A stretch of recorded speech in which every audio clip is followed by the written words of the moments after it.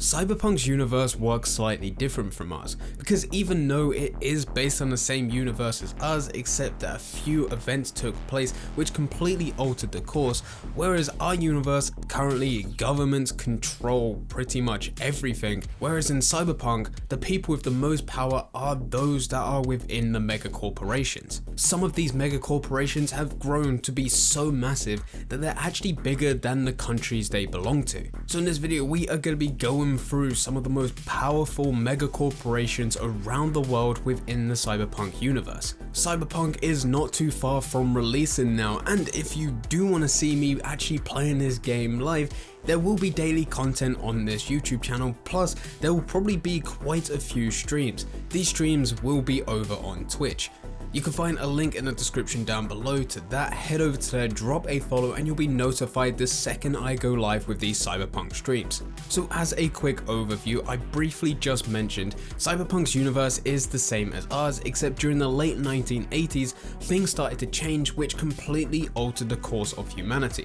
By mid 1990s, the world completely fell apart, with governments collapsing in each and every country. Corporations later realized there was huge amounts of power up for grabs, now that the governments weren't in a position to enforce restrictions on corporations. So corporations grew bigger, more powerful, and now during the 2070s, the corporations, the megacorporations, or the megacorps, whatever you want to call them, are giant, multinational companies that dominate the cyberpunk landscape. They can range from simple media corporations to worldwide security firms. The corps in this world are often seen as sovereign nations of themselves and use their power to change the world around them. So now that you know that, what are some of the types of corporations that can be found within the cyberpunk universe? Some of the corporations that are the most powerful, at the top of their game. Starting off, we have media corps. Media corps are giant conglomerates that control the airways across the world,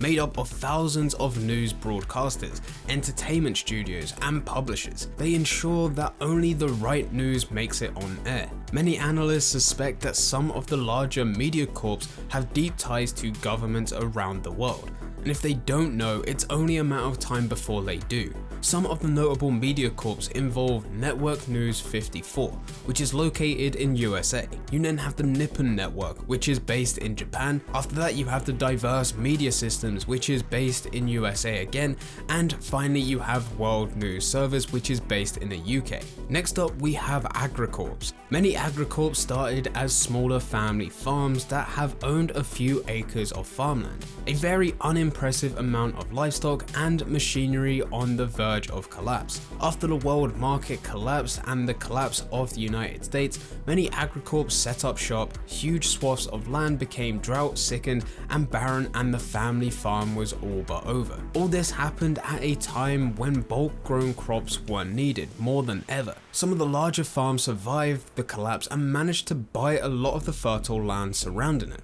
By 2020, 65% of farmland in the US was owned by corporations, many of which producing a biofuel for the future. Going on to some of the notable agricorps, you have Akurami Biocorp, which is based in Japan. You then have ConAg, which is based in United States. You then have Petrochem, which is based in United States, and finally you have Sov Oil, which is based in Russia. Going back to Petrochem, just to highlight how big this mega corporation is, it was actually one of the 3 top investors when investing into Night City, back when Richard Knight was still alive, and he had this idea of making it a golden standard city in which all cities will look up to. Petrochem was actually interested in this idea and invested heavily to build a city. Next up, we have manufacturing, and the corporations within this sector are called Manucorps. Manucorps were actually the least affected by the collapse. As long as capitalism exists, the manufacturing industry will always be fine. Manucorp products can range from aerodynes, vehicles, weapons,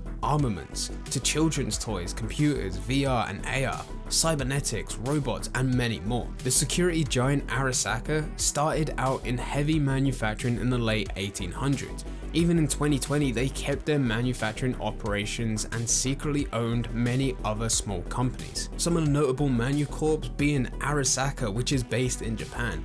You have EBM, which is based in Germany. You have IEC, which is also based in Germany. You have Kangtao, which is based in China. Militech, which is based in the United States. Mitsubishi Sugo, which is based in Japan. Seg Atari, which is also based in Japan. And then Tsunami Defense Systems, which is also based in Japan. You can see with this sector, Japan controls it.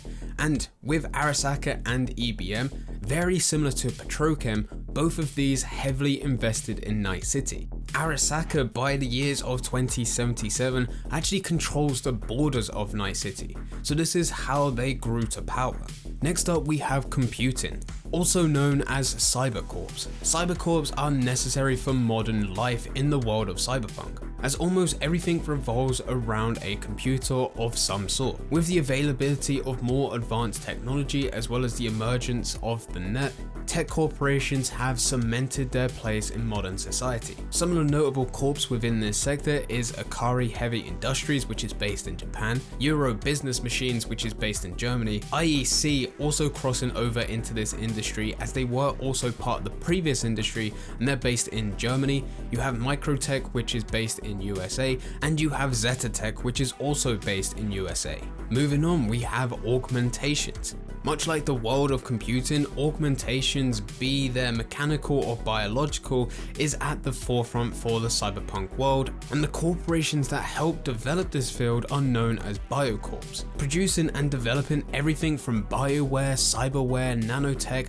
and biosculpting. They also have involvement with genetically modified crops, biofuels, cultured cells, and test tube organs and tissues. And these corporations really started to become needed after the first Central American conflict, as when that first happened, a lot of soldiers were coming back missing limbs. So that's when the demand started for cyberware. Some of the most known corporations within this sector is Adrek Robotics, which is based in the United States. You have Akagi Systems Incorporated, which is based in Japan. You have Bakamatsu Chipmasters, which is based in Japan. There's Biotechnica, which is based in Italy. Cypher Cyberware, which is based in France. Dakai Sound Systems, which is based in Japan. Dynalar Technologies, which is based in the United States. You have IEC again, which is based in Germany. Kenjiri Technologies, which is based in Japan. Karoshi's Opticals, which is based in Japan. And then you have Raven Micro Cybernetics, which is based in Night City. Moving on, the next sector is armed forces, and this is known as armor corps. Armor corps thrive in the extremely dangerous world of cyberpunk.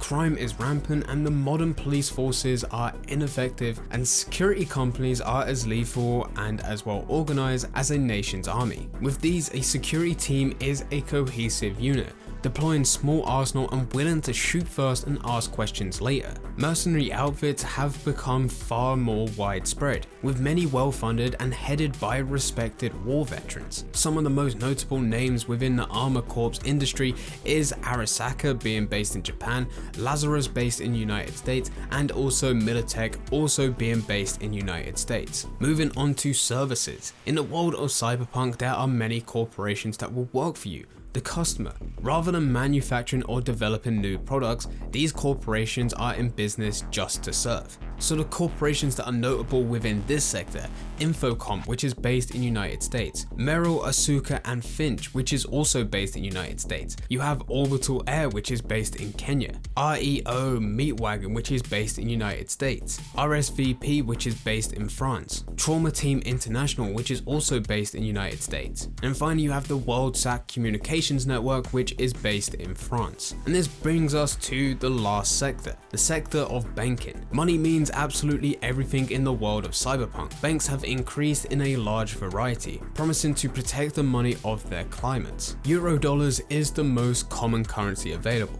However, there are other currencies such as New Yen. Oftentimes these banks will have private armies or hired on security services from other corporations. So the banks have a very close connection to security corporations. So when we talk about some of the corporations within this sector, at the top of the list you have Arasaka, which we've talked about many times, but it is based in Japan. You then have Eurobank, which is based in France. You have Fujiwara, which is based in Japan, and then you have Miji Sumitomo, which is based in Japan. These are all of the different sectors for megacorporations, and some of the most powerful megacorporations in each one of these sectors. These corporations understand how much power is up for grabs for being in the position that they're in, to the point of where there's actually been 4 separate corporate wars. Wars between corporations based on trying to grab this power. They're trying to grab as many resources as possible so that those resources can be used to make a profit, and then therefore they will have more money and can buy more stuff to have more leverage. I have already talked about these corporate wars before within the Cyberpunk timeline video, so if you do want to see that, there will be a link in the description down below, as well as there'll be a card on screen right now which you can click and it'll take you to that video. That video will explain absolutely everything. But anyway, those are all the different corporation sectors and the most powerful corporations within those sectors. If you do want to see any more content from me, there is a link in the description down below which will take you over to the Twitch channel. I currently stream every Monday, Wednesday and Friday, but that will be sure to go daily streams as soon as Cyberpunk drops. But anyway, I hope you guys did enjoy. If you did enjoy, don't forget to leave a like and subscribe. But for now, I'm going. So see ya.